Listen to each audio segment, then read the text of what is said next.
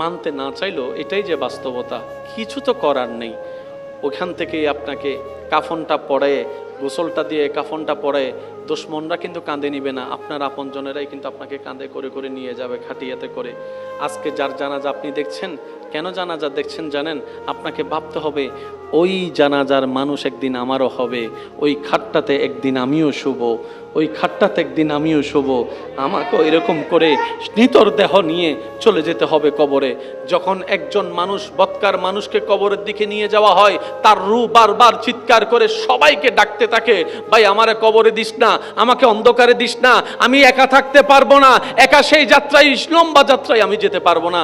সে চিল্লাতে থাকে, শোনার মতো কান আপনার আমার হয় না। আপনার আপনজনেরাই আপনাকে কোমরের মধ্যে গামছা বেঁধে, দুইজন নিচে থাকবে, হাতটা দিবে, দুইজনে কোমরের মধ্যে ধরবে, দুইজনে পা মাথা ধরে আস্তে আস্তে নামানো হবে। চিৎকার দিতে থাকে সেই সময় মৃত্যু ব্যক্তিরা, তখন রুহগুলো চিৎকার দিতে থাকে, ভাই আমাকে নামাইস না, আমি পারবো না থাকতে, কবরের মধ্যে থাকতে পারবো না। কে শুনে কার কথা? ভালোবাসা যতই হোক, শরীর থেকে গন্ধ শুরু হলে ভালোবাসা তো আর ভালোবাসার জায়গায় থাকবে না। এটাই তো বাস্তবতা। সেজন্য কবরের মধ্যে যখন আপনার দেহটা মাটি স্পর্শ করবে, আপনার চতুর্পাশ থেকে যখন অন্ধকার হতে থাকবে, আপনি আমি তখনই বুঝতে পারবো আসলে আপন বলতে পৃথিবীতে কেউ নাই, আপন বলতে পৃথিবীতে কেউ নাই, আপন বলতে পৃথিবীতে কেউ নাই। সবাই শুধু সাময়িক চলার একটা নাম মাত্র, সবই সাময়িক একটা চলার বাহানা মাত্র। পরিচয় দিব কি এই মেয়েটাকে? সেজন্য বলে যে এটা স্বামী, এটা স্ত্রী। পরিচয় দিব কি এই ছেলে মেয়ের? তখন উত্তর দেয় এটা আমার বড় ছেলে, এটা আমার বড় মেয়ে। সামান্য একটা পরিচয় মাত্র। মনে রাখবেন, আর বান্দাদের কোনো পরিচয় হয় না, বান্দাদের শুধু একটাই পরিচয়, প্রত্যেকটা মানুষের শুধু একটাই পরিচয়, সেটা হচ্ছে রবের বান্দা আর নবী মুস্তাফার উম্মত। এটা পরিচয় ছাড়া আর কোনো পরিচয়, একটু জোরে বলেন না, এই দুই পরিচয় ছাড়া আর কোনো পরিচয়, আরগুলা হচ্ছে চলার বাহানা। যেমন আমি এখানে আসলাম, উনি আমার ভাই, আমি ওনার ভাই, 10 জনের আমাকে পরিচয় করা দিবে কি? উনি কি বলবে? এটা আমার, বলেন না এটা আমার। যদি এই পরিচয়টা করায় না, ওদের 10 জনে জিজ্ঞেস করবো এটা কে, এটা কে, উনি উত্তর দিতে পারবে না। ওই সামান্য মানুষের মুখ বন্ধ করার জন্য যেই পরিচয়টা দেওয়া হয়, এটা হচ্ছে সাময়িক পরিচয়, স্থায়ী পরিচয় নয়। প্রত্যেকটা মানুষের শুধু দুইটা পরিচয় স্থায়ী, একটা হচ্ছে বান্দা আর একটা হচ্ছে উম্মত। আমার কবর আমাকে আলোকিত করতে হবে, আপনারটা নিয়ে আপনি ভাবেন। যার যার লাকিস তার। আল্লাহ কোরআনে একই কথা বলেছেন, অন্যের চরকায় তেল না দিয়ে নিজের চরকায় তেল দাও। কু আনফুসাকুম, বান্দা নিজের নিয়ে বাপ, অন্যর নিয়ে বাবার দরকার নাই। অন্যকে নিয়ে ভাবতে গেলে উপকার করার চেষ্টা কর, অন্যকে নিয়ে কিছু করতে গেলে ক্ষুধার্তকে খাবার দেওয়ার চেষ্টা কর। সুবহানাল্লাহ। অন্যকে নিয়ে কিছু করতে চাইলে দোষীর দোষ গোপন কর, বেইজ্জতকে ইজ্জতের ব্যবস্থা কর, অন্যের উপকার কর, এতটুক কর। অন্যকে নিয়ে টানাটানি করার দরকার। যদি টানাটানি করতে মন চায়, নিজের গুনাহ নিয়ে টানাটানি কর, নিজের ভুলগুলাকে নিয়ে টানাটানি। কবর আমার, আপনার কবর আমার, মাটি আমার, আপনার মাটি। মজার বিষয় কি জানেন? এখান থেকে উপরে যতটুক যাবেন এক একটা বর্ডার আছে। চিটাঙের বর্ডার, কুমিল্লার বর্ডার, ফেনীর বর্ডার, নোয়াখালীর বর্ডার, ঢাকার বর্ডার। একটু 3.5 হাত নিচে যান, কোনো বর্ডার নাই। জোরে বলেন না, জোরে বলেন না।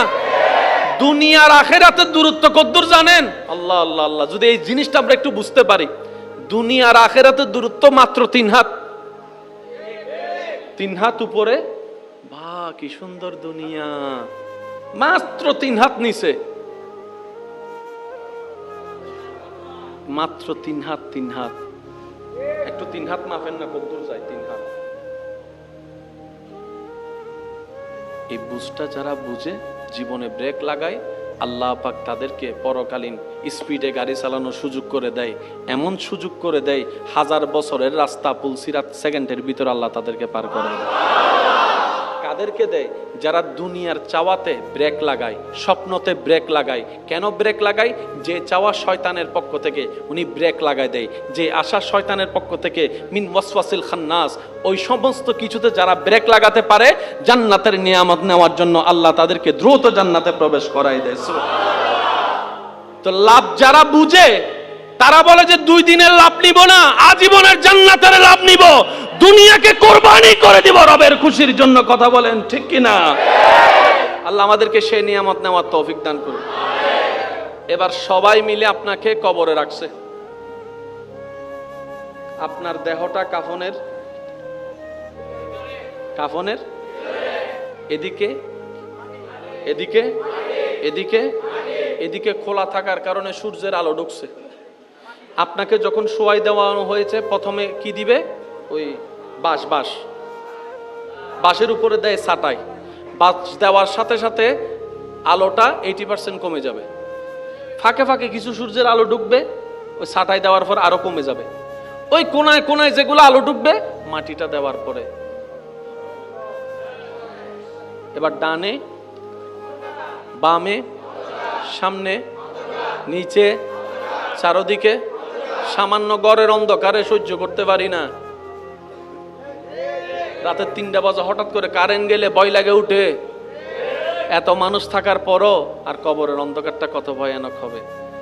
যখন আপনার কবরটা অন্ধকার আপনার আপনরাই করে দিবে, একটা টর্চ লাইট দিবে, দিলেও বেশি দিন জ্বলবে, কারেন্টের লাইনও থাকবে।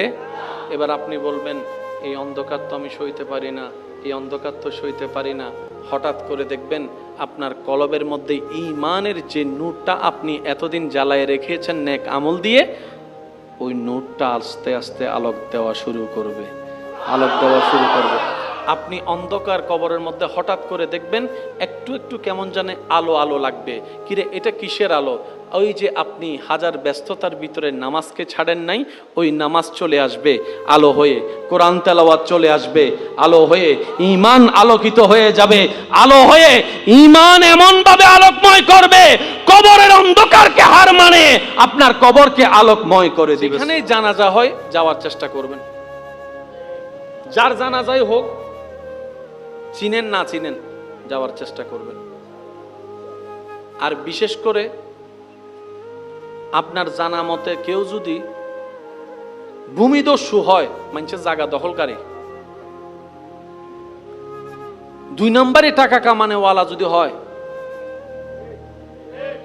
জুলুমকারী যদি কেউ হয়, তার জানাজা একটু ভালো আগে আগে যাবেন। কেন যাবেন জানেন? শুধু নিজে প্র্যাকটিক্যালি দেখার জন্য যে মানুষটা এতটা দলিল জায়গা দখল করেছে, আজকে তার জানাজা খাটিয়ে যাওয়ার সময় তার ডান হাতও খালি বাম হাতও খালি, ডান হাতও খালি বাম হাতও খালি। যে জায়গা দখল করেছে ওনার জানাজায় সেই দৃশ্যটা একটু দেখার চেষ্টা করবেন। আর যে মানুষের উপর জুলুম করেছে আজকে সে যে কত অসহায় হয়ে শুয়ে আছে, সে জিনিসটা একটু দেখতে যান।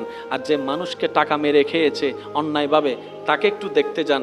দেখবেন তার ওই কাফনের মধ্যে কোনো পকেট নাই, চেকগুলা বাড়িতে, টাকা বাড়িতে, স্বর্ণ বাড়িতে, একদম খালি হাতে যাচ্ছে। ওই জিনিসটা দেখা মানে একটা বড় শিক্ষা। সেটা কি? এত বড় পাওয়ারফুল মানুষও আজকে যেই খাটে, জমি দখলকারী যেই খাটে, টাকা লুণ্ঠনকারী যেই খাটে, একটা গরিবও আজকে সেই খাটে, গরিব টাকাহীন ভাবে দুনিয়াতে গেছে, তার যে অবস্থা কোটিপতিরও আজকে খাটিয়ার মধ্যে কি অবস্থা। এটা নিজেকে দেখানো, নিজেকে বোঝানো, নিজের মনের লোভের আত্মাকে মেরে ফেলা। দেখ দেখ দেখ, লোভ করেও তে কিছু নিতে পারে নাই, তুইও নিতে পারবি না। সুতরাং আল্লাহ এবং নবীর পথে চল, তাহলে দুনিয়াতে কিছু না পেলেও অন্তত আখিরাতে ইজ্জত পাবি, শান্তি পাবি, প্রশান্তি পাবি, রবের দয়ায় জান্নাত পেয়ে যাবি। সুবহান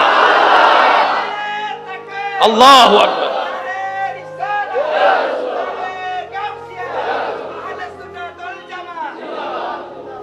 ওই কথাটা মনে রাখবেন। আমাদের আশেপাশে অনেক কোটিপতি আছে, জাগাওয়ালা, আজকে নিজের ছেলে মেয়েরাও জায়গা ব্যবহার করতে বলেন না রে ভাই। নিজের ছেলে মেয়েরা জায়গাগুলা ব্যবহার করতে পারে, কে কোন দিকে খাইয়ে ফেলছে। কোন সম্পত্তি দামি জানেন? শুনেন, আল্লাহর কাছে সবসময় বলবেন, আল্লাহ অতটুক সম্পত্তি আমাকে দাও, আমার সন্তানকে দাও, আমার পরিবারকে দিও, যে সম্পত্তি পেলে দুনিয়ার কারো কাছে ভিক্ষার হাতও পাততে হবে না, তোমাকেও ভুলে যাওয়া যাবে না। আল্লাহ অতটুক সম্পত্তি আমাকে, আমার বংশধরকে দিও, যে সম্পত্তিটা পেলে তোমার দরবারে শুকরিয়ার নামাজও বাড়াই দিব, মানুষের উপর দয়ার হাতটাও বাড়াই দিব। আল্লাহ আমাকে, আমার পরিবারকে অতটুক সম্পত্তি দিও না যে সম্পত্তিটা পেলে তোমাকে ভুলে যাব, তোমার নবীকে ভুলে যাব, ইবাদতের কথা ভুলে যাব, অহংকারী হব, হিংসুক হব। আল্লাহ সেই সম্পত্তি দিও না যে সম্পত্তি পেলে দুনিয়াতেও লাঞ্ছনা, আখেরাতেও লাঞ্ছনা। ওই সম্পত্তি দিও না, অতটুক দাও যতটুক পেলে মাথা উঁচু করে দুনিয়ার সামনে বাঁচতে পারবো, আর সময়ে সময়ে নামাজের মাধ্যমে তোমার দরবারে মাথা ঝুঁকায়ে সিজদা দিতে পারবো। এটা হচ্ছে সম্পদ। জোরে বলেন দোকান কি? জোরে বলেন দোকান কি? জায়গা, টাকা, স্বর্ণ। জোরে বলেন স্বর্ণ, হীরা, গাড়ি, বাড়ি, ফ্যাক্টরি, সবগুলা সম্পদ। কিন্তু সবচেয়ে দামি সম্পদ কি শুনেন? নবী বলছেন একজন স্বামীর জন্য সবচেয়ে দামি সম্পদ হচ্ছে নেককার স্ত্রী। ইয়া রাসূলুল্লাহ, এত জিনিস থাকতে আপনি নেককার স্ত্রীর কথা কেন বললেন, নেককার স্বামীর কথা কেন বললেন? বলে যে শুনো, সে 18 ঘন্টা যেখানেই থাকুক না কেন, 8 ঘন্টা তো ঘরের মধ্যেই থাকবে, ঘুমাতে আসবে, খাইতে আসবে। রাত্রে যখন সারা দিন কাজ করে শরীর যখন টায়ার্ড হয়ে যায়, তখন শরীর কি চায়? একটু জোরে বলেন না, কি চায়?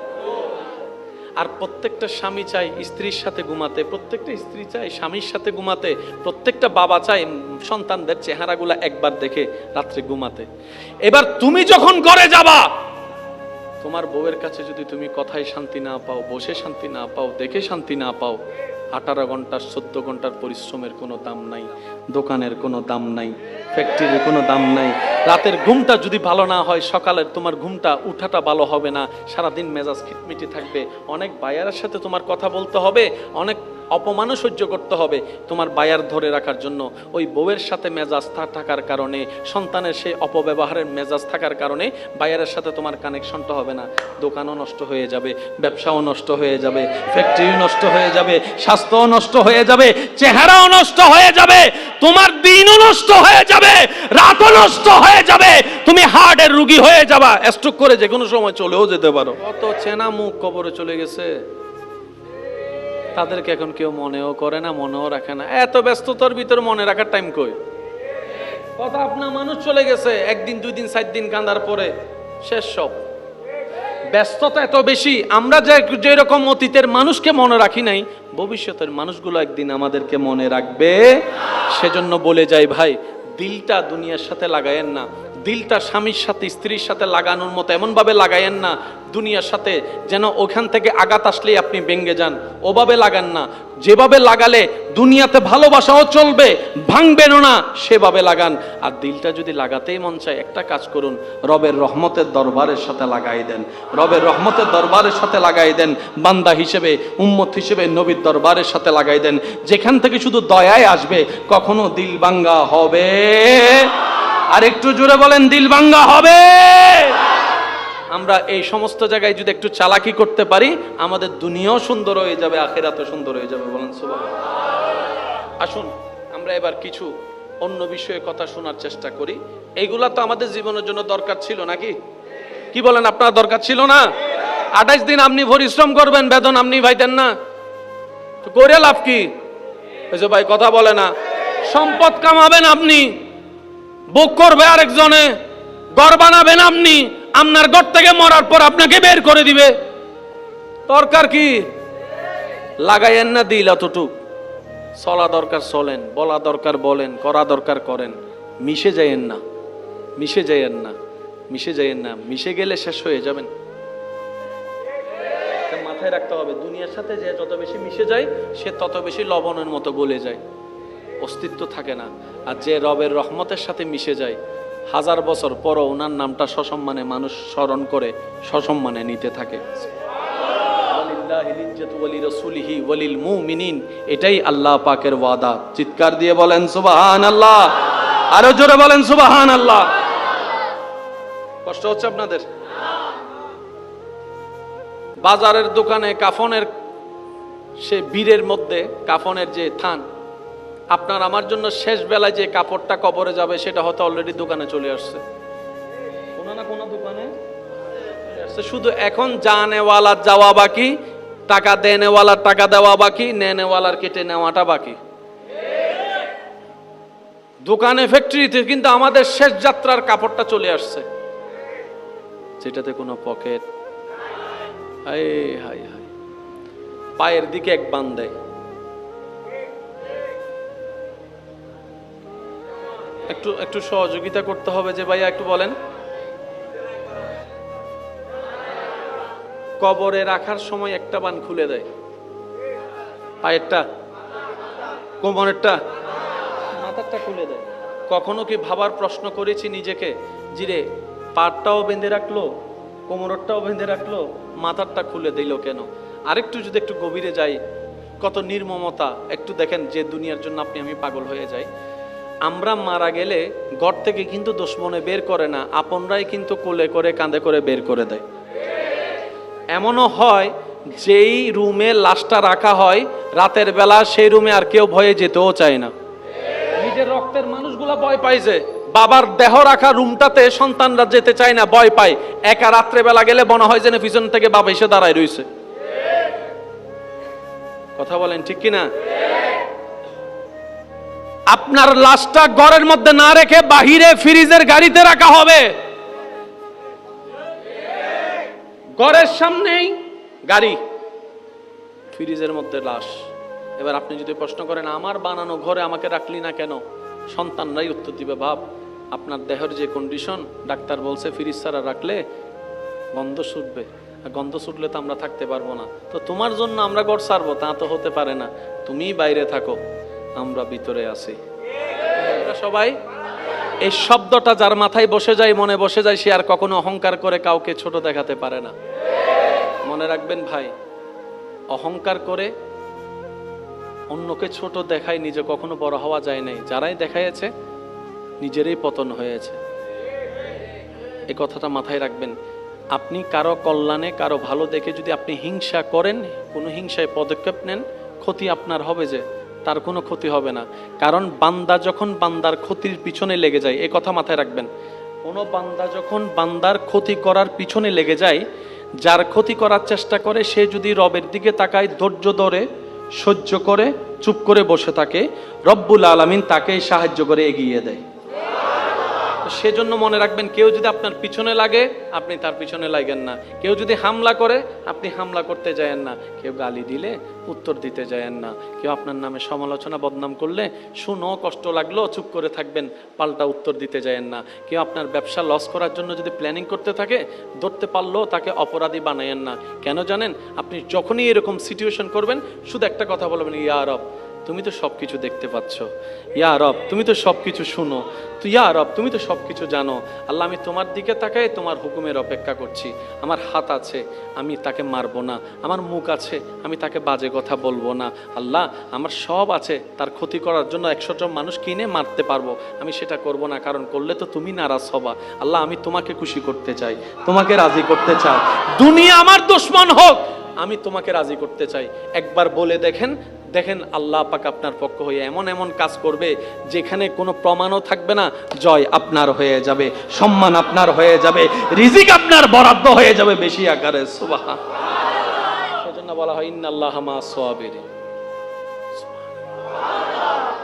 আল্লাহ কার সাথে? ধৈর্য ধারণকারীর সাথে। বলেন তো আল্লাহ কার সাথে? আমি সবার একটু আওয়াজ চাচ্ছি, আল্লাহ কার সাথে? তো বিপদ যদি আপনার না আসে, ধৈর্য ধরবেন কেমনে? তো ধৈর্য ধারণ করার জন্য তো বিপদ আসতে হবে, ধৈর্য ধারণ করার জন্য তো গালি শুনতে হবে, ধৈর্য ধারণ আছে কি নাই ক্ষমতা, সেটার জন্য তো মাই তিনটা খাইতে হবে। ধৈর্য ধারণ আছে না নাই সেই ক্ষমতা আপনার মধ্যে, সেজন্য তো আপনার পিছনে শত্রু থাকার দরকার আছে। শত্রু যদি না থাকে, আপনি পরীক্ষা দিলেন, কই ধৈর্য আছে না নাই প্রমাণ কেমনে হবে? সেজন্য সব খারাপ খারাপ হয় না, কিছু খারাপের ভিতর আরেকটু মন খুলে কিছু খারাপের ভিতরে। অনেক সময় ঘর থেকে বের হওয়ার সময়, অন্য জায়গায় যাওয়ার সময় ওই উচাট খাই, বের হওয়ার সময় অনেক সময় বাঁধা খাই না, উচট খাই না। একটা মুরব্বী হলে কি হয়, ও মা তো না বাজে মা হদভূত একখানা বউ এখন নজাইস ইন কি আই কে নজায়, আই শুধু বাস্তবতা হইতে নজাইস। তারপরেও যদি উজ্জত করে যাই, হন না হন হতেই যাই, বুঝি বুঝি ঠিক হন, ঠিক না বে ঠিক? বহুত প্রমাণ আছে। আল্লাহ কেঙ্গরে হত্যার নি, আল্লাহ কে হতানো হয়, আল্লাহ কে হতা হয় না।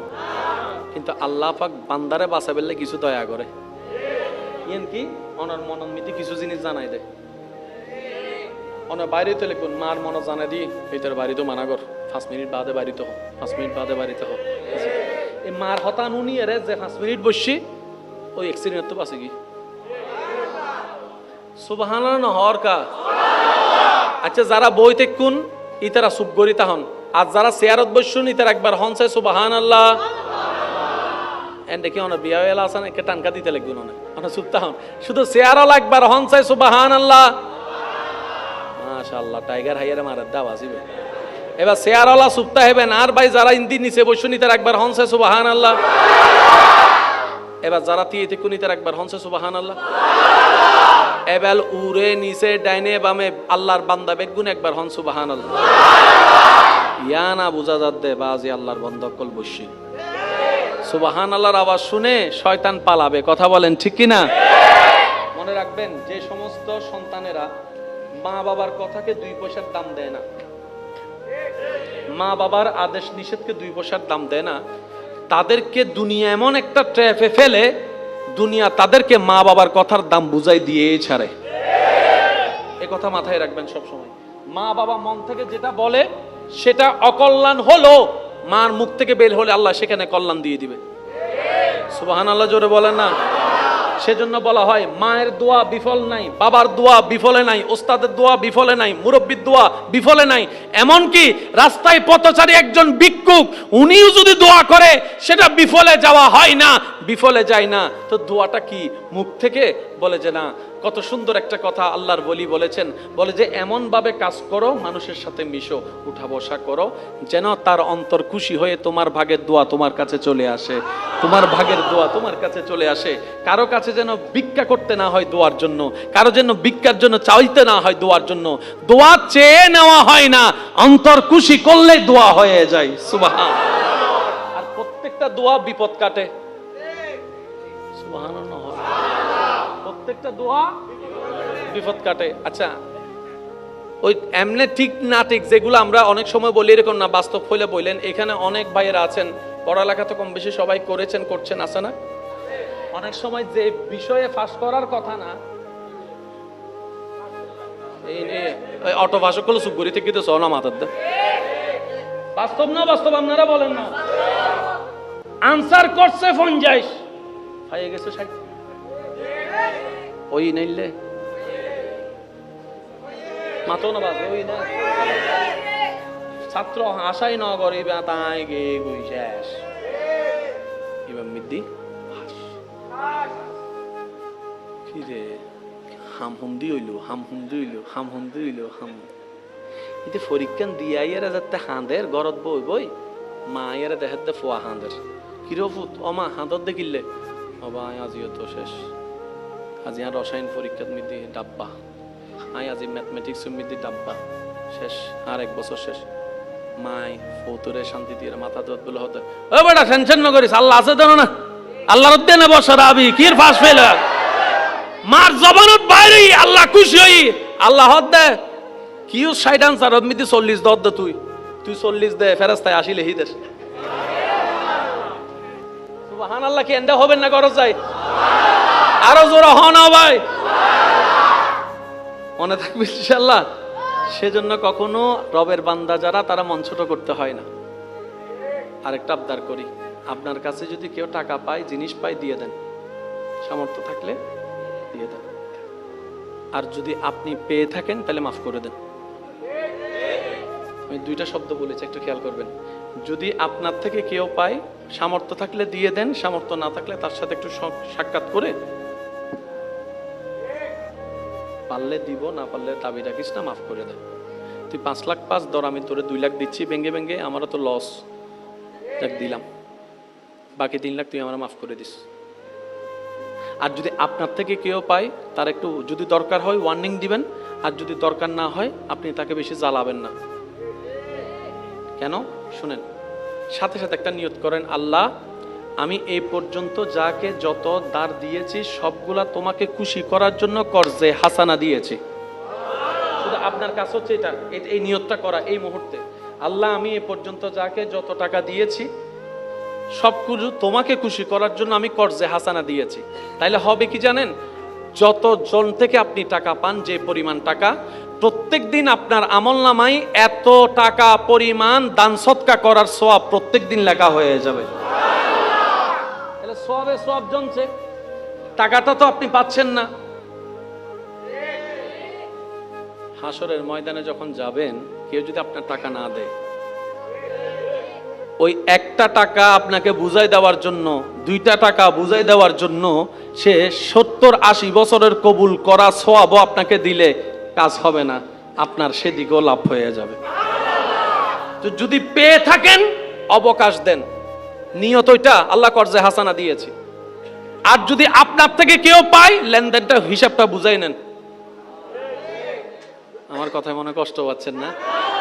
আজকে না হয় কালকে তো হিসাবটা করতে হবে, আজকে করে নিই না, ওই হিসাবটা তো বড় কঠিন হবে, ওইটা তো বড় কঠিন হবে। মনে রাখবেন, আল্লাহর থেকে মাপ পাওয়া সহজ, বান্দার থেকে মাপ পাওয়া কঠিন। তো হকুল্লাহ নষ্ট হলে গুনাহ, হকুল এবাদ নষ্ট হলেও গুনাহ। তা আল্লাহর হক নষ্ট হলে আল্লাহ তো রহমান রহিম, আল্লাহ 1000 কোটি বছরের গুনাহগারকেও মাফ করে দেয়, কিন্তু বান্দা তো চাইরে নাও মাফ করে না। সেজন্য হকুল এবাদ বড় কঠিন জিনিস। তো হকুল এবাদ কি কি?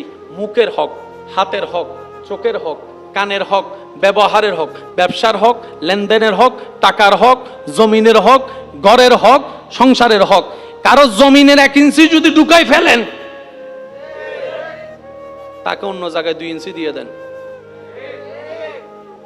লাভ কি হবে আপনার জানেন? দুনিয়া তো ইজ্জত আপনার বংশের হবে, যে আর কারো হবে না। কিভাবে বুঝাই আমি আপনাদেরকে? যদি রাজত্ব, ক্ষমতায়, টাকা পয়সায় সবকিছু হতো, মোগল সম্রাট যারা ছিল, ওই যে তাজমহল, বলেন না রে ভাই, তাজমহলের চাইতে এরকম রাজা বাদশা আর কই? তাদের সামনে তো আপনার আমার অস্তিত্ব নয়। আজকে শাহজাহান কোথায়? বাদশা আকবর কোথায়? বুঝাতে পারছি কথা? সেজন্য ইজ্জত নিতে হয় রবের পক্ষ থেকে। আর একটু দেখেন, মানুষ বংশ টিকার জন্য সন্তান খুঁজে, নামটা ধরে রাখার জন্য সন্তান খুঁজে। শাহজালাল, হযরত শাহজালাল রহমতুল্লাহ আলাইহি কোনো সন্তান নাই, কিন্তু সবাই ওনার নাম জানে, আবার ওনার জিয়ারতেও যাচ্ছে। ব্যাপার কি? যে রবের হয় সৃষ্টি তার হয়ে যায়। যে রবেরকে খুশি করতে পারে, সৃষ্টি জগৎ তারকে খুশি করার পিছনে লেগে যায়। সেজন্য নিয়ত রাখতে হবে সবকিছুর পিছনে, আমি আমার আল্লাহকে খুশি করতে চাই, আমি আমার রবকে খুশি করতে চাই, আমি আমার রহমানকে খুশি করতে চাই, আমি আমার রাজ্জাককে খুশি করতে চাই। আপনার প্রত্যেকটা সেকেন্ড যখন রবের খুশির পিছনে লেগে যাবে, রব বলবে যে তুই দুনিয়াতে কোন রকম নিজেকে কষ্ট করে ধৈর্য ধরে আমি রবকে খুশি করে আসার চেষ্টা কর। তুই দুনিয়াতে নিজেকে সেভ করে ব্রেক লাগাই স্বপ্ন চাওয়ার মধ্যে শয়তানের মুখে জোতার বাড়ি দিয়ে আমি রবকে সন্তুষ্টি করার চেষ্টা করে তুই কোন রকম কবরে আয়। তুই দুনিয়াতে আমাকে খুশি করার চেষ্টা কর, তুই হাসরে আসলে আমি আল্লাহ দয়া করে তোকে খুশি করে দিব। লেনদেন শেষ। আল্লাহ পাক আমাদের সবাইকে আমল করার তৌফিক দান করুন। আর একটু জোরে বলি, এই পর্যন্ত যাদের সাথে যা লেনদেন আছে আমরা মিটাই নেওয়ার চেষ্টা করব। বলি ইনশাআল্লাহ। জোরে বলেন ইনশাআল্লাহ। আরেকটা আবদার করি, এখানে যারা সম্পদের মালিক আছেন, যাদের ছেলে মেয়ে আছে, আল্লাহর ওয়াস্তে আমার কথাটা ভেবে দেখবেন, নেওয়া লাগবে না, জোর করব না, জোরেরও কোনো বিষয় না। আমি পরামর্শ হিসেবে বলছি, আপনি ভেবে দেখবেন। আপনারা বেঁচে থাকতেই নিজেদের সম্পত্তি ছেলে মেয়েকে সুন্দর করে ভাগ করে বুঝাই দেন, কিন্তু দলিল একটা জিনিস লেখা থাকবে, সেটা কি? আমরা বুড়া বুড়ি মারা যাওয়ার পরেই, আমরা বুড়া বুড়ি মারা যাওয়ার পরে দলিলটা বাস্তবায়ন হবে। শর্ত নাম্বার 1, যদি সন্তানের উপর মা বাবা দুজন খুশি থাকে, তাহলে কি হবে জানেন? বড় ভাই 2 নম্বর, 5 নম্বর, 10 নম্বর ঠোরাঠুরি মামলা মামলিয়ে করার সুযোগ। 10 জনের সামনে বলবেন, এই বড় মিয়া, এই রুম তোমার, এই এই সেজমিয়া, এই রুম তোমার। যা আল্লাহ আমাকে দিয়েছে হালাল ভাবে কামাইছি, আমি তোমাদেরকে দেওয়ার চেষ্টা করছি, এবার বাড়ানোর দায়িত্ব তোমাদের। আমি তোমাকে 2 রুম করে দিছি, তুমি আমার নাতিদেরকে 4 রুম করে দিবা। কিন্তু শর্ত হচ্ছে একটা, কখনো কারো হক মারতে পারবা না। 2 নম্বর, আল্লাহর উপর ভরসা হারাইতে পারবা না। 3 নম্বর, নবীর প্রেম হারাতে পারবা না। 4 নম্বর, নামাজ ছাড়তে পারবা না। শর্ত দিয়ে দিয়ে সম্পত্তি দিয়ে দেন। এই সম্পত্তি হাসরের ময়দানে আপনার জন্য নাজাতের জরিয়া হয়ে যাবে। একটু জোরে বলি না সুবহানাল্লাহ? আর একটু জোরে বলি সুবহানাল্লাহ? আমি 2টা রুম করে দিছি, আমার নাতিদেরকে তোমরা 4 রুম করে দিবা। আর বছরে একবার আমার সব ছেলে মেয়ে এক জায়গায় বসে, অমুক জায়গায় বসে ভাত খাবা। বুঝাতে পারি না মনে কথাটা? আমার প্রত্যেকটা ছেলে মেয়ে বছরে একবার এক জায়গায় বসে ভাত খাবা। যতই রাগ থাকুক আসতেই হবে। আর আমার হুকুম না মানলে অটোমেটিক সম্পত্তি থেকে বাদ। সম্পত্তি বাঁচানোর জন্য হলো তো বাদ, সামনে আসলে তো দেখা, দেখা হলে তো চোখে চোখ, চোখে চোখ হলে তো একটু মায়া, মায়া একটু লাগলে তো রাগ একটু, দিবাই হয়তো জড়াজড়ি করে কোলাকুলি করে। সুবহানাল্লাহ, একটু জোরে বলি না? সেজন্য ইসলাম বলেছে যতই ব্যস্ত থাকেন, আমি সবার উদ্দেশ্যে বলছি, পরিবারকে নিয়ে বসে খাওয়ার চেষ্টা করবেন। অনেক কিছু হয় এক জায়গায় সমাধান খাওয়ার মধ্যে। একজন আরেকজনকে না দেখতে না দেখতে দূরত্ব চলে আসে অন্তরের।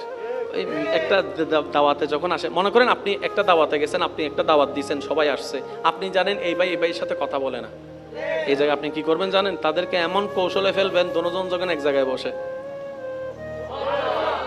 কারণ আপনি তো মেজবান, আপনি এমন ভাবে সিচুয়েশনটা করবেন ভাই 2টা জন এক জায়গায় বসে, যাই আপনিও বসবেন, এমন ভাবে বসবেন ভাই ওনাকে একটু নিয়ে দেন তো, সে তো আর বলতে পারবে না আমি দিব না।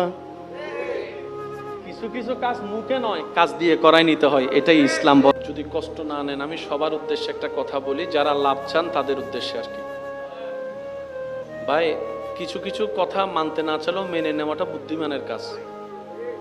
যেমন করোনার সময় অনেক কিছু মানতে ইচ্ছা করে নাই, কিন্তু মেনে নিতে হয়েছে। তো বাপের যখন করোনা হয়েছে, বাচ্চা মন চাচ্ছে যাই একটু সেবা করি, ডাক্তার বলে যে যাওয়ার কোনো অধিকার, একটু জোরে বলেন, যাওয়ার কোনো অধিকার।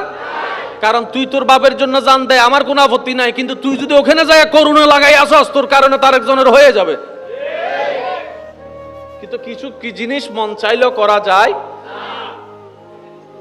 দৈনিক কয় ঘন্টা? 24 ঘন্টা। দৈনিক কয় ঘন্টা?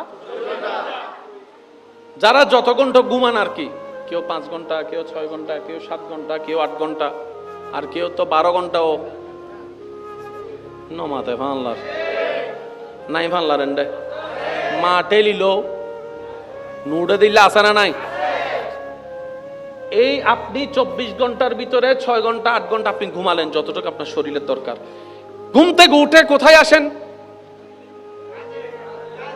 কয়টা বাজে আসেন বলেন ভাই? যান কয়টায়? রাতের। আপনারা যেটা করেন সেটা বলেন। আসেন সকাল কয়টায়? 8টায়। এখান থেকে কাজ শেষ করে যেতে যেতে আনুমানিক বাসা যেতে কয়টা বাজে? 10টা। তাহলে 8টা থেকে 10টা কয় ঘন্টা হলো? 14 ঘন্টা। এদিকে ঘুম হলো কয় ঘন্টা? 8 ঘন্টা। তাহলে 14 আর 8 বলেন না, বাকি আছে। এই হিসাবটা একটু মাথায় রাখবেন। 24 ঘন্টার মধ্যে আপনি ঘুমালেন 8 ঘন্টা, 6 ঘন্টা, কাজ করলেন 14 ঘন্টা। এর চেয়ে 14 ঘন্টা যে কাজটা করছেন, আপনি যদি 28 তারিখ মারা যান, আপনার গাম ঝরানোর সেই টাকাটা কে পাবে? জোর আমি বলুন, আপনারা বলেন। স্বামী করেছে 28 দিন পরিশ্রম, গাম ঝরায় দিন রাত, ওই টাকাটা কে পাবে? বউ। বাবা যেটা করেছে সেটা কে পাবে? গাম ঝরালেন আপনি, পরিশ্রম করলেন আপনি, উর্গুমা থাকলেন আপনি, নির্গুম থাকলেন আপনি, খাওয়া ছাড়া ছিলেন আপনি, বস্তা নিলেন আপনি, পা ব্যথা আপনার, কোমর ব্যথা আপনার, শক্তি গেল আপনার, বেতন আপনার বউ নিচ্ছে কেন? সন্তানে নিচ্ছে কেন? একটু ভাবেন। মালিকও কিন্তু দিতে দ্বিধাবোধ করবে না। এবার আপনি মালিককে কবর থেকে কল্পনা করে প্রশ্ন করেন, ও মালিক 28 দিন পরিশ্রম করছি আমি, বেতন ওদেরকে দিলেন কেন?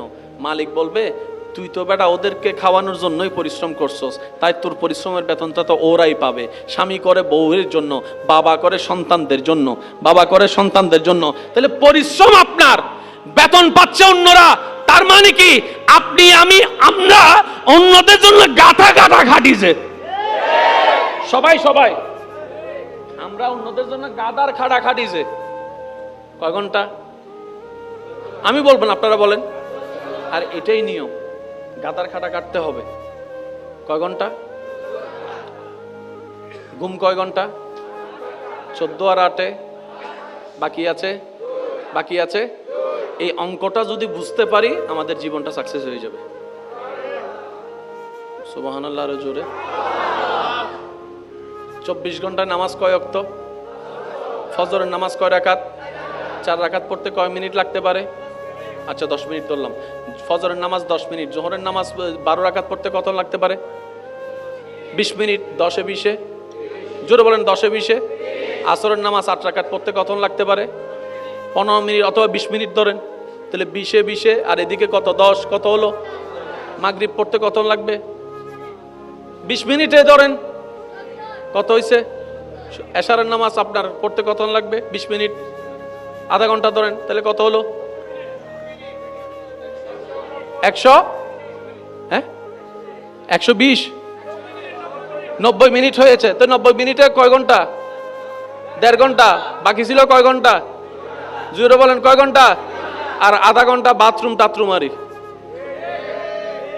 এই অঙ্কটা যদি করতে পারি জীবন সাকসেস। আপনাকে যখন প্রশ্ন করা হবে 6 ঘন্টা 7 ঘন্টা ঘুমাচ্ছেন কেন, আপনি বলবেন সকালবেলা উঠে শক্তিশালী হয়ে পরিশ্রম করার জন্য। 8টা থেকে রাতের 8টা 10টা পর্যন্ত পরিশ্রম করছো কেন? আমার বউয়ের মুখে খাবার তুলে দেওয়ার জন্য, আমার সন্তানের মুখে খাবার তুলে দেওয়ার জন্য, আমার মা বাবার মুখে খাবার তুলে দেওয়ার জন্য, বাড়ি ভাড়া দেওয়ার জন্য, বাজার খরচ করার জন্য, কারেন্টের বিল দেওয়ার জন্য, বাচ্চাদের পড়ালেখার খরচ দেওয়ার জন্য, মা বাবার চাহিদা মিটানোর জন্য, বউয়ের স্বপ্ন ছক মিটানোর জন্য আমি 12 থেকে 14 ঘন্টা দিলাম। এবার যদি জিজ্ঞেস করা হয় বাকি 2 ঘন্টা, বলে যে বাকি 2 ঘন্টা আমি কাউকে দিব না, আমার রবকে দিব যিনি আমাকে জীবন দিয়েছেন। বাকি 2 ঘন্টার প্রত্যেকটা সেকেন্ড আমি আমার মালিককে দিব যিনি আমাকে হায়াত দিয়েছেন। বাকি 2 ঘন্টা আমার রিজিক দাতাকে দিব যিনি আমাকে রিজিক দিয়েছেন। বাকি 2 ঘন্টা আমার শক্তি দাতাকে দিব যিনি আমাকে দেখার জন্য হাঁটার জন্য শক্তি দিয়েছেন। এক কথায় আমি 14 ঘন্টা দুনিয়ার জন্য দিব, সবার জন্য। বাকি 2 ঘন্টা আমার নিজের জন্য, কবরের জন্য দিব। তাহলে কবরটাও হয়ে গেল, দুনিয়াটাও হয়ে গেল, ঘুমও হয়ে গেল। আমরা এখন বোকামি করছি কোথায় জানেন? অন্যেরটা দিতে দিতে দিতে, অন্যেরটা দিতে দিতে নিজেরটা দেওয়ার টাইম, অন্যের জন্য করতে করতে নিজের জন্য করার টাইম। তো বড় দুঃখ লাগে এই জায়গায়, যাদের জন্য করা হয় তারাই এক সময় গিয়ে আঙ্গুল তুলে দেখায়, বলে আমার জন্য কি করছো, আমার জন্য কি করছো। যাদেরকে খাওয়ায় তারাই এক সময় গিয়ে বলে কয় বেলা খাওয়াইছো, এত চিল্লে চিল্লে কথা বলো। এই জায়গায় বড় দুঃখ লাগে। অথচ রব্বুল আলামিন 1000 বার খাওয়ানোর পরও একবারও খোটা দেয় নাই। সুবহানাল্লাহ। অথচ রব্বুল আলামিন ফজরের নামাজ না পড়লো আপনাকে আমাকে ঘুম থেকে উঠার আগে নাস্তার রিজিক দিয়ে ব্যবস্থা করে দেন। সুবহানাল্লাহ। 1000টা গুনাহ করলো চাইলে সবাইকে জানাই দিতে পারে, কিন্তু সাত্তার হয়ে সব গুনাহকে গোপন রেখে আমাকে আমার জায়গায়, আপনাকে আপনাদের জায়গায়, আমাদেরকে আমাদের জায়গায় ইজ্জতে সম্মানে এখনো মাথা উঁচু করে কথা বলার সুযোগ দান করে রেখেছেন রব্বুল আলামিন। বলেন সুবহান। ডেলি কয় ঘন্টা? 24 বলো না, ডেলি কয় ঘন্টা? 24 ঘন্টার হিসাব কি মিলছে? জোরে বলেন না। এবার অন্যের দিকে তাকানোর দরকার নাই। এতদিন পর্যন্ত 24 ঘন্টা কে কিভাবে কাটাইছি নিজেকে প্রশ্ন করলেই বাকফল চলে আসবে। বুঝাইতে পারি না মনে কথাটা। আপনি আমার দোষ খুঁজবেন কেন? আমি কেন আপনার পিছনে লাগবো? আপনি আপনার দোষ খোঁজেন, আমি আমার দোষ খুঁজি। দুইজনে যখন দুইজনের দোষ খোঁজা শুরু করব, আপন আপন জায়গায় নিজের গুনার পাল্লা কমতে থাকবে, নেকির পাল্লা বাড়তে থাকবে। বলেন না সুবহানাল্লাহ। আল্লাহ ও গো আল্লাহ, ক্ষমা ক্ষমা করে দাও, মাফ করে দাও আল্লাহ, ও গো ক্ষমা করে দাও, মাফ করে দাও আল্লাহ। এছাড়া আর কোন পরিচয় রাস্তায়িত্ব নাই। ভাইয়া ভাইয়া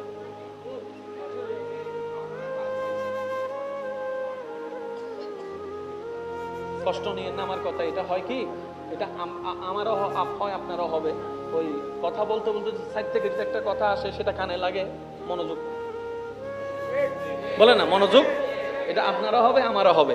ওই এই জায়গাটা আবার সেই জায়গায় ফিরে আসে একটু কষ্টকর, যেখান থেকে যাওয়া হয় সেখানে। কথা বলেন ঠিক কিনা? কষ্ট নিচ্ছেন আমার কথায়? গাইল দিলে দিবে দেরি পরে, আমি আবার গাইলুনতে রাজি। সিডেঙ্গে হদিন গাইলে আছে ভালোবাসার গাইল,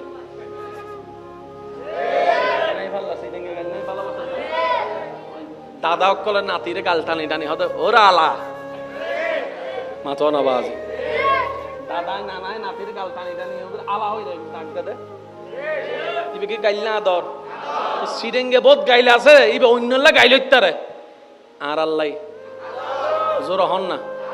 এন্ডা হদুন বন্ধু বন্ধু আছে, নাম ধরি নটা হে ডাইরেক্ট গাইল দি ডাক দাদা নাই ভাই আল্লাহর কেন ইলে নমাতিকে দেখি ওয়া সিডেঙ্গে মানুষ তাইলে মাইতু, রোহিঙ্গা তাইলে সুগরিতা হোক। সিডেঙ্গে আছে না? সিডেঙ্গে আছে না? সিডেঙ্গে আছে না? একবার হ মারহাবা। ইয়া না বুঝা যাতে মেজবাইনে গোস্তা হাইন্না মানুষ বসি লেবুরে সুগরি তাইলে বুঝা যায় না বাজি বজন হষ্ট বাদ্য বুঝির। আল্লাহ ইয়ারা বেগুনের বুঝিবে তৌফিক দান করুন। না না করিত পারি, তোমার রোড বন্ধ যা দিয়ে নলে চিন্তা করিতে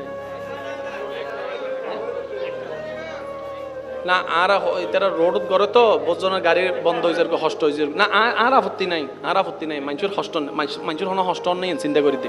একবার হন মার হাবা, আরো জোরে হন মার হাবা। ইমানদার ভাইয়েরা, দুইটা পরিচয় কি বললাম? একটা হচ্ছে বান্দা আর একটা হচ্ছে, জোরে বলেন, একটা হচ্ছে বান্দা আর একটা হচ্ছে। এই দুই পরিচয় ছাড়া আর কারো স্থায়ী কোনো পরিচয়, কারো কোনো স্থায়ী পরিচয়, আর সবগুলা অভিনয়। সবগুলা কি অভিনয়। বাপ মারা গেছে, সন্তানেরা 7 দিনের দিন এক জায়গায় বসে বাক করার জন্য জায়গা। আর হতাম বুঝো না, আর আপত্তি নাই। যেহেতু তোমার রাস্তা, এবার গাড়ি ঘোড়ার রাস্তা, তোমার কোনো সমস্যা না হলো ভাই।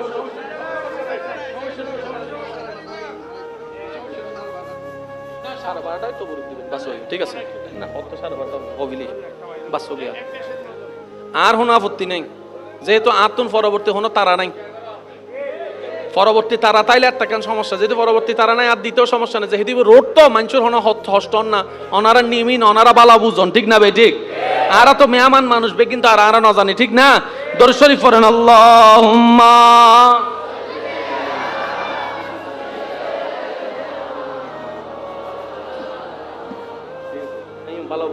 ওয়ালা আলে মাওলানা। এবার সবাই একটু মনোযোগ দিয়ে বলেন, একবার বলেন মারহাবা। বাস বাস বাস বাস, একবার বলেন মারহাবা। আমাদেরকে আল্লাহ ডেইলি কয় ঘন্টা দিছে? আমরা ঘুমাবো কয় ঘন্টা? ডাক্তারের হিসাবে 6 ঘন্টা 8 ঘন্টা পারফেক্ট ঘুম, 6 7 8। আর বাকি 14 ঘন্টা কাকে দিব? পরিবারকে। বলেন কাকে? আর বাকি 2 ঘন্টা দিব কেন? নিজের কবরটা যেন হিসাব মনে থাকবে ইনশাল্লাহ। এর চাইতে সহজ আর কোনো হিসাব আছে ভাই? আমি 2 ঘন্টা দিব আমার কবরে শান্তি থাকার জন্য, আমি 14 ঘন্টা দিব পরিবারকে শান্তি রাখার জন্য। সুবহানাল্লাহর জোরে বলি। আল্লাহ পাক আমাদেরকে এই নিয়মে আমল করার তৌফিক দান করুন। ইমানদার ভাই, প্রত্যেকটা শব্দ একটু মনোযোগ দিয়ে শ্রবণ করবেন। আলা আলে সাইয়্যিদিনা আল্লাহুম্মা সাল্লি আলা মাওলানা मुहम्मद व अला आले मौलाना। जग में जब आए मोहम्मद इस्लाम जिंदा हो गए। जग में जब आए मोहम्मद इस्लाम जिंदा। भूतों ने सब कलमा पढ़ा काफिर मुसलमान हो गए। जग में जब आए मोहम्मद इस्लाम जिंदा हो गए। उच्च आवाज একবার বলি মারহাবা। মনোযোগ যাদের আছে তারা একবার বলেন মারহাবা। আল্লাহ বরকত রাখছে কোথায়? জোরে বলেন। অনেক ব্যবসায়ী আছে দেখবেন দারকার্য করে ছোট একটা দোকান নিয়ে ব্যবসা শুরু করে এখন 3-4টা দোকানের মালিক। আপনারা জানেন বুঝেন, চাই বলার চেষ্টা করব, আপনারা শুধু বুঝে বুঝে উত্তর দিবেন। 4-5টা দোকানের মালিক হয়েছে, একসময় যার একটা দোকানও আপনাদের অত্র এলাকায় আছে না নাই? এক সময় যে এক বেলা খেলে আরেক বেলা উপবাস থাকতো, এখন তার দোকানে চাকরি করে 5 জনের সংসার চালাচ্ছে। আছে না নাই? আমি কিন্তু আপনার এলাকার সাথে ইউজ টু না, তবে বলতে পারছি কোন সাহসে, যেহেতু ইসলাম যা বলে সেটা পৃথিবীর শেষ প্রান্ত গেলে তা সত্য প্রমাণিত হয়। বলেন সুবহান। এটা অনুমানের জগৎ ইসলামে নাই। ইসলামের প্রত্যেকটা শব্দ অথেন্টিক এবং প্রমাণ সাপেক্ষ। বলেন সুবহানাল্লাহ। এবার আমি আপনাদেরকে একটা কথা বলি, মনোযোগ দিয়ে শ্রবণ করবেন। আপনার এলাকায়, আমার এলাকায়, আমাদের এলাকায় অতীতকালের অনেক বড় বড় কোটিপতি ব্যবসায়ী আছে যাদের জায়গা সম্পত্তির কোনো অভাব, কিন্তু একটা সময় গিয়ে নিজের জায়গা নিজে ইউজ করতে পারে না, বুক করতে পারে না। এরকম অনেক ব্যবসায়ী, ইশারায় বলে যাচ্ছে, বাকিটা আপনারা বুঝে নেন। এক সময়ের অনেক টাকা, অনেক জমিন, কোথায় কোথায় জমিন আছে নাতিপতিরা জানে না, দাদাই কিনছিল। বড় বড় ব্র্যান্ডের নাম, কিন্তু অন্যরা দখল করে বসে আছে, অন্যরা বুক করতে আছে। ব্যাপার কি? মনে রাখবেন, আপনার রিজিকে, আপনার পকেটে, আপনার গোডাউনে, আপনার মানিব্যাগে, আপনার দলিলে, আপনার দোকানে, আপনার আলমিরার ভিতরে যদি অন্যের 1 পয়সারও হক থাকে, কয় পয়সা বলেছি? শুধু 1 পয়সা, আমি একটা টাকার কথা বলছি না, 1টা পয়সারও যদি হক থাকে, সেটা আপনি, আপনার সন্তান, না হয় নাতিদের আমলে, না হয় নাতির ঘরের পতিদের আমলে, সেটা অন্যের কাছে চলে যাবে। কারণ আহকামুল হাকিমিন, ন্যায় বিচারক, যার প্রাপ্য যতটুকু কোনো না কোনো ভাবে সেটা তার কাছে পৌঁছায় দেয়। সুবহানাল্লাহ জোরে বলি। তো দাদা কামাইলো, নাতি যদি খাইতে না পারে, সে সম্পত্তির দরকার কি? একটু জোরে বলেন না রে ভাই। এমন কোন দাদা আছে যে নিজের জন্য কামাই না? সবাই নাতিদের জন্য স্বপ্ন দেখে। বাবারা কামাই সন্তানদের জন্য, দাদা নানারা কামাই নাতিদের জন্য।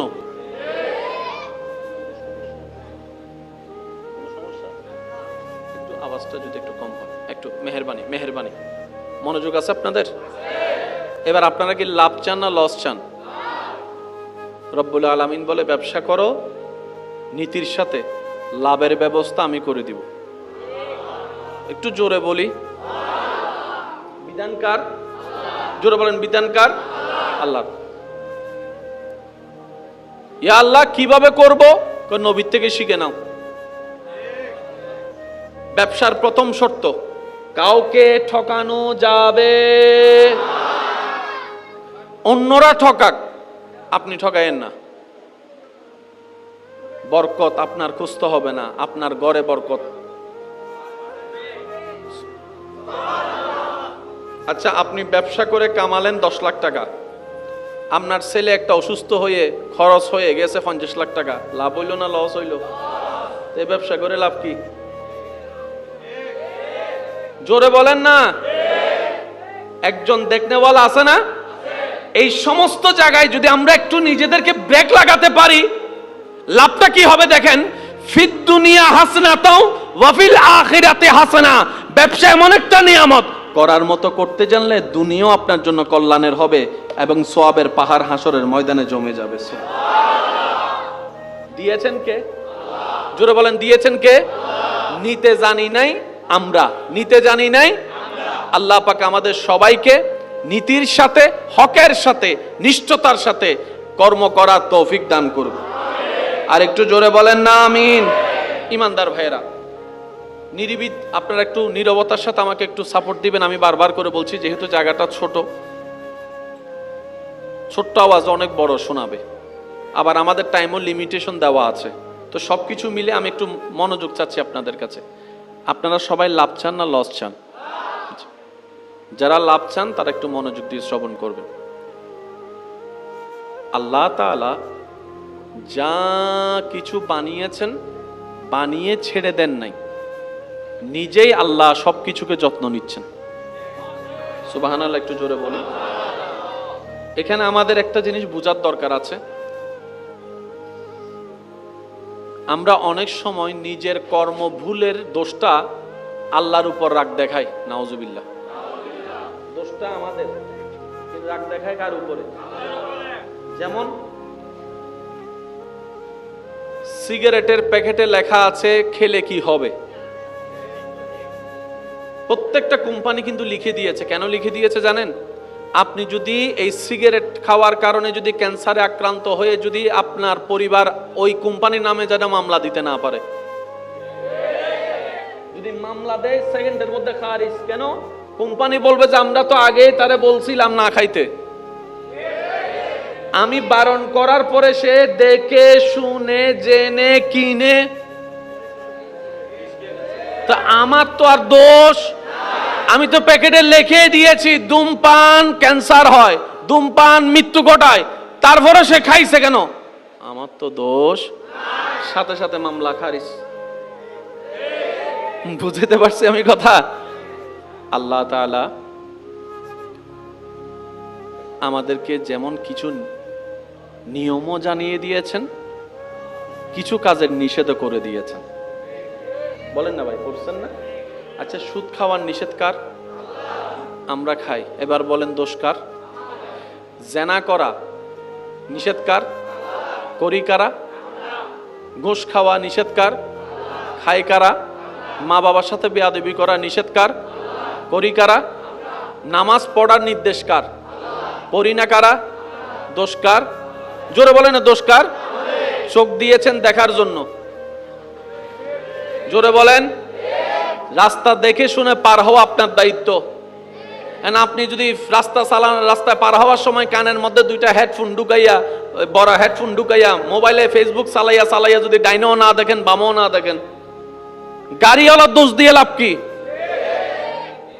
আমি কি বুঝাতে পারছি? তো প্রত্যেকটা কিছুর মধ্যে একটা কথা মনে রাখবেন, আমাদের অনেক ভাই বোনেরা অনেক ক্ষেত্রে গিয়ে আল্লাহকে একটু ভুল বুঝে, এই জিনিসটা না জানার কারণে। সৃষ্টি জগতে, আমি সবার মনোযোগ চাচ্ছি, সৃষ্টি জগতে দুইটা সৃষ্টিকে আল্লাহ সাময়িকভাবে স্বাধীনতা দান করেছেন। কয়টা? একটা হচ্ছে জিন, আরেকটা হচ্ছে মানুষ। সুবহানাল্লাহ বলি। এই দুইটা সৃষ্টিকে আল্লাহ সাময়িকভাবে স্বাধীনতা দান করেছেন, তোদের যা মন চায় তা কর। আমি আল্লাহ ভালোটাও জানাই দিলাম, খারাপটাও জানাই দিলাম। মন চাইলে ভালো কর, মন চাইলে খারাপ কর।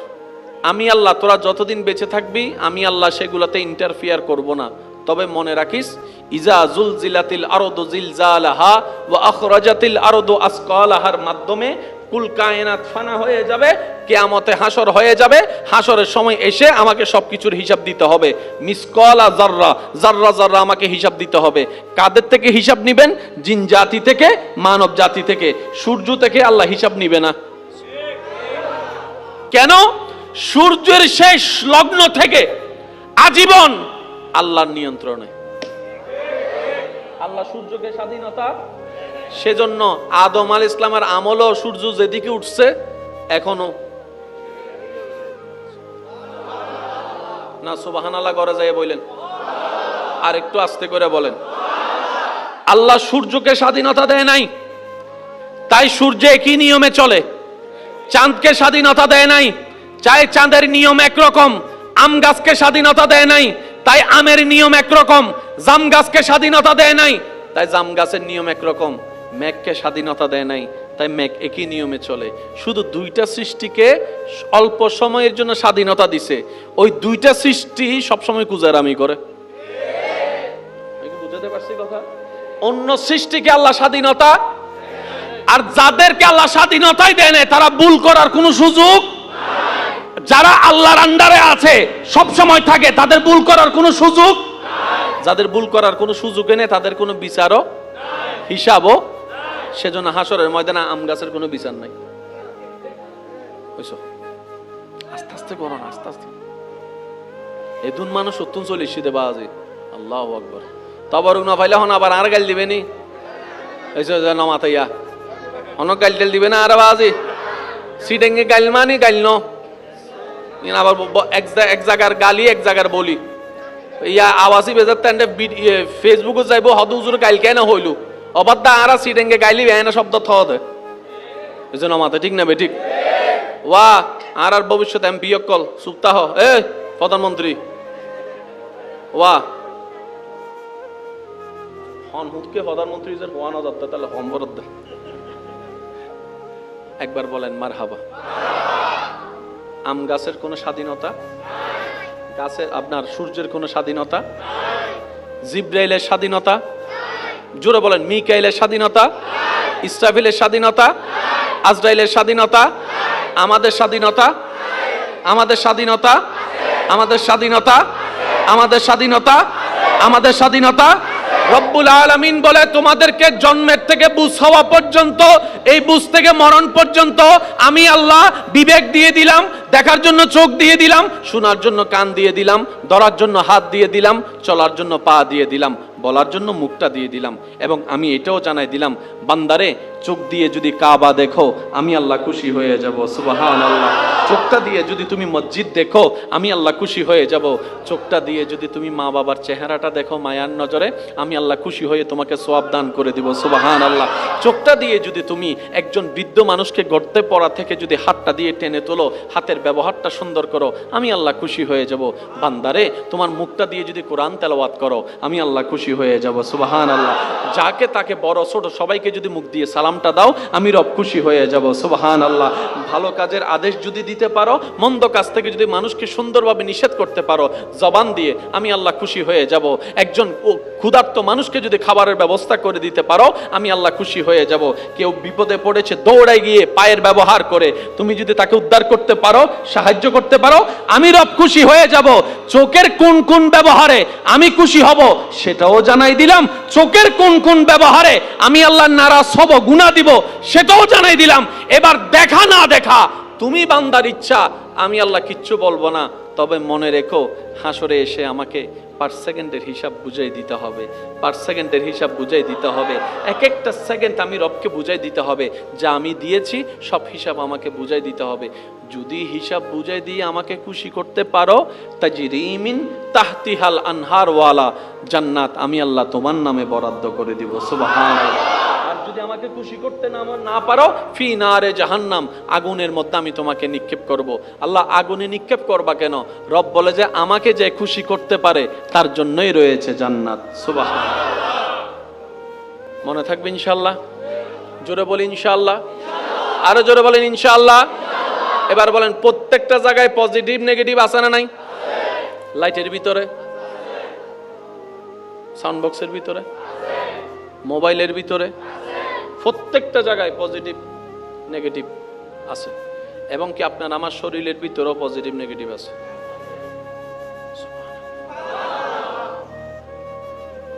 এখানে মিটার আসেনি, মিটার মিটারের তার আসেনি, বোম মারে দিম দা বাজিবে জোর হইলে আরো জোর হম পড়িব। দুইটা তার আছে, সুন্দর করে যাই একটু ভালো করে খেয়াল করে দেখেন, একটা তামার মতো তার মাটিতে গেছে। জোরে বলেন না। কি আর গরত না বেগুনের গরত আছে? কেন? ওই জিনিসটা কি? এটার নাম আর্থিং।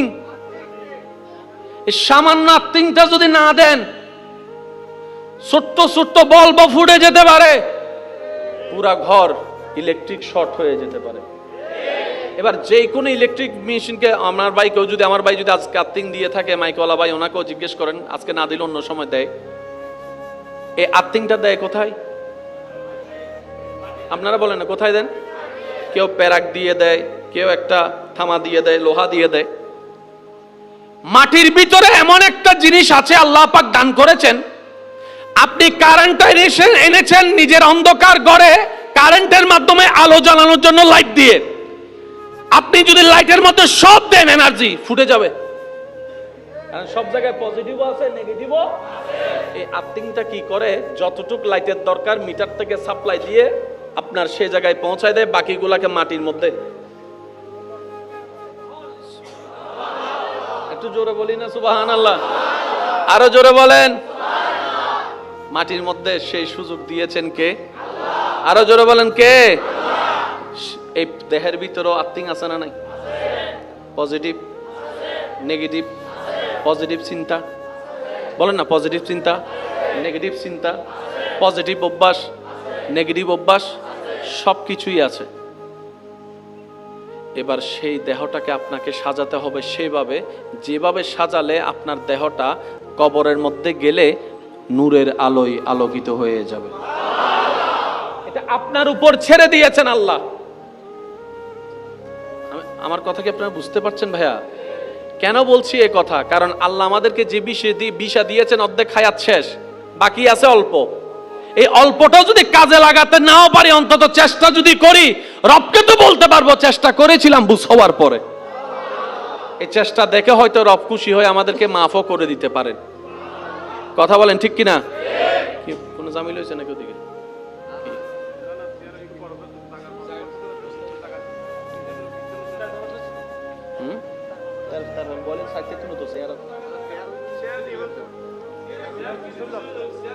আগে করতে এগুলা আয় সুন্দর হইনা বারো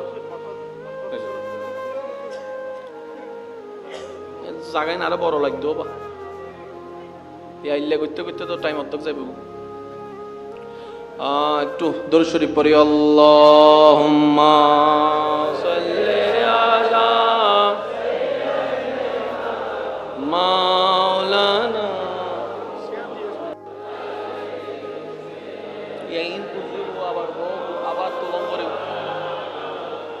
জন্ম আমার নবীর যুগে হলে কেমন হতো,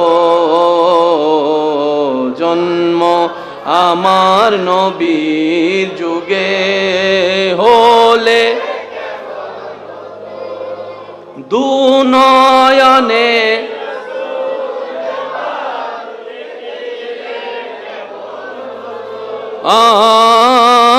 দুনয়নে দেখিলে কেমন হতো, জন্ম হলে কেমন হতো। আসতো বেশে হযরতে বিলালের মধুর আযান, যে আযানে মুগ্ধ রহমান, দয়াল নবীর পিছে নামাজ পড়লে। আপনারা একটু সবাই দ্রুত বসে যান, দ্রুত বসে যান। দুনয়নে রাসূল পাক দেখিলে, দুনয়নে দেখিলে কেমন হতো, জন্ম আমার নবীর যুগে হলে হতো। উচ্চ আওয়াজ একবার বলেন মারহাবা। হয় না, হয় না, আরেকটু জোরে বলেন মারহাবা। যে যেখানে যেভাবে আছেন বাস ওই জায়গায় সেট হয়ে যান, একবার বলেন সুবহানাল্লাহ। যা বলছিলাম মনে আছে তো ইনশাআল্লাহ?